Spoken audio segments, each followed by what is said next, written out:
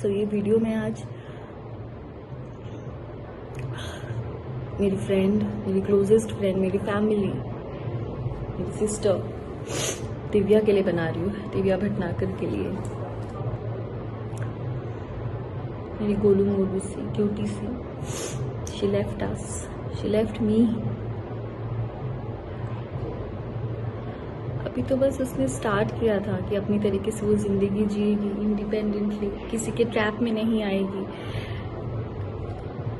खुद को संभालेगी, खुद को स्ट्रॉन्ग करेगी। And see, and I personally feel कि भगवान शायद खुद उसकी सफरिंग देख नहीं पाए, अंकल उसकी सफरिंग्स देख नहीं पाए।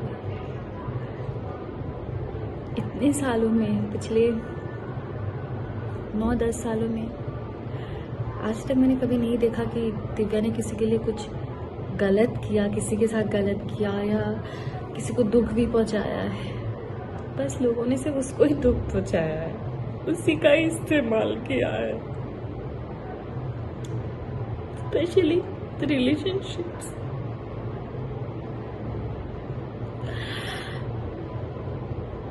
ये हर एक लड़की गलती करती है, एक रिलेशनशिप से गंदे से धोखा खाने के बाद कहीं से भी थोड़ा भी कोई सहारा दे देता है, वो लड़की बिना सोचे समझे उसे अपना सहारा मान लेती है, बिना उसका बैकग्राउंड जाने, बिना कुछ जाने। और दिव्या तो मासूम थी, एकदम भोली थी, उस पागल को तो मैं समझाती थी। मतलब अगर मैं उसे समझाती होंगी तो आप समझ सकते हो कि वो किस तरीके की थी। मैं खुद इतनी इमोशनल हूँ तो वो मेरा 1000 गुना थी। आज जो ये वीडियो मैं बना रही हूँ बहुत जरूरी है ये बनाना, स्पेशली उस इंसान के लिए जिसकी वजह से मेरी दिव्या ने इतना सफर किया। आई नो कि आज दिव्या के साथ जो भी हुआ, दिव्या हमारे बीच में नहीं है, it is because of Covid. But जो मेंटल स्ट्रेस, जो फिजिकल अब्यूज उसके साथ हुआ है, कोई भी इंसान अगर उस फेज से गुजरता तो छोटी सी एक बीमारी से भी लड़ने की उस इंसान के पास ताकत नहीं होती है। तो फिर भी कोविड था। बहुत ही शराफत से, बहुत ही शांति से मैं आप सबको ये चीज बता रही हूँ, एंड स्पेशली टू यू गगन गबरू। उस दिन तूने क्या पोस्ट किया था कि उसकी माँ और भाई तेरे रिलेशनशिप्स के अगेंस्ट थे और वो नहीं चाहते थे तेरी शादी होए, और तेरे नाम पे वो पब्लिसिटी ले रहे। तेरी औकात क्या है? क्या औकात है तेरी? तू कौन है? तू यहाँ पे जो 4-5 जो गिने चुने आर्टिस्ट को भी जानता है ना, वो दिव्या के बदौलत भीख मांग के तू हिमाचल से दिव्या के साथ यहाँ रहने आया था। और जो तेरे अगेंस्ट में सिर्फ उसकी फैमिली नहीं, मैं भी खड़ी थी। इसीलिए वो 4 साल मेरी दिव्या से बात नहीं हुई थी, क्योंकि मुझे पता था कि तू ऐसा ही निकलेगा। पर दिव्या तेरे प्यार में इतनी अंधी हो गई थी, इतनी अंधी हो गई थी, तूने तेरे बातों में इतना फंसा लिया था कि उसको आगे पीछे कुछ दिख नहीं रहा था।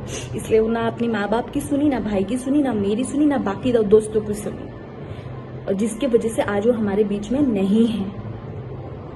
समझा? तू पब्लिसिटी देगा, तुझे मैं पब्लिसिटी दे रही हूँ, अब तू ले पब्लिसिटी मेरे से। तुझे मैंने कहा था ना, तेरा काला चिट्टा खोल के रख दूंगी मैं। और अब देख, ये शुरुआत है। तुझे मैंने ऊपर से नीचे तक एक्सपोज नहीं किया ना, तो फिर तू बता मुझे।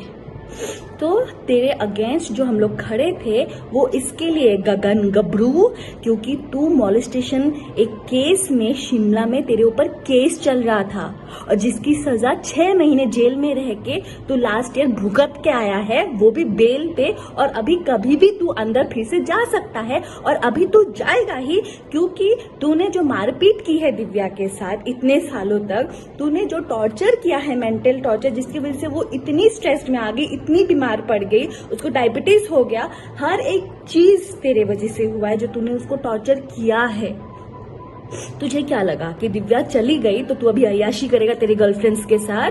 तो सुनो, सो कॉल गर्लफ्रेंड्स जो दिल्ली में और कहाँ कहाँ तुम लोग बैठे हो ना, भलाई तो इसी में ही है कि तुम लोग भी इसके ऊपर एनसी करके सेव हो जाओ, क्योंकि कहीं ये ना हो आज दिव्या है और कल दिव्या की जगह पे तुम लोग हो जाओ। सो अपने आप को बचा लो और इसके ऊपर एक एनसी करके डाल दो, क्योंकि ये ऐसा ही है और पता नहीं अगर इसको अगर हमने अभी नहीं रोका और आगे जाके किस किस लड़कियों की जिंदगी ये बर्बाद करेगा। So and this is to all the industry people, जितने भी आर्टिस्ट हैं, जितने भी इस आदमी के साथ जुड़े हुए हैं, प्लीज इसका बैकग्राउंड चेक कीजिए। हिमाचल शिमला पुलिस स्टेशन में जहां से भी ये है वहां का पुलिस स्टेशन, वहां के जेल का पता कीजिए इसका अच्छे से।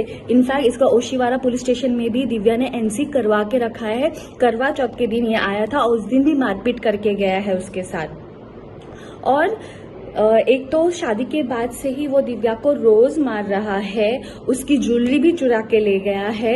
हर एक चीज इस आदमी ने जो दिव्या के साथ किया है विद प्रूफ मैं आप सबके सामने एक एक करके मैं एक्सपोज करूंगी। बट उससे पहले तू सुन ले गगन गबरू, तेरी जिंदगी अब जेल में ही सड़ेगी, ये तू आज समझ ले। तूने जो किया है ना दिव्या के साथ, उसका हिसाब तो भगवान ही तेरा अब करेगा। दिव्या तो अब बहुत अच्छी जगह पे है, वो भगवान की ही बच्ची थी और भगवान के पास ही है, और अंकल को भी नहीं देखा गया उसकी सफरिंग्स, इसलिए वो आज हमें छोड़ के चली गई है। पर तूने दिव्या को हमसे छीना है ना, तू देख जिंदगी भर तू और तेरी माँ जेल में ही सड़ेंगे। तू देख गगन गबरू, तू देख। लीगल काउंसलिंग करेगा तू? क्या लीगल काउंसलिंग लिख के रखा है तो अपने प्रोफाइल पे? लीगल काउंसलिंग या जेल में जाके करेगा, या जेल में करके सीख के आया है जाके 6 महीने रह के? तू देख, अभी तेरी पब्लिसिटी मैं करवाती हूँ, तू देख।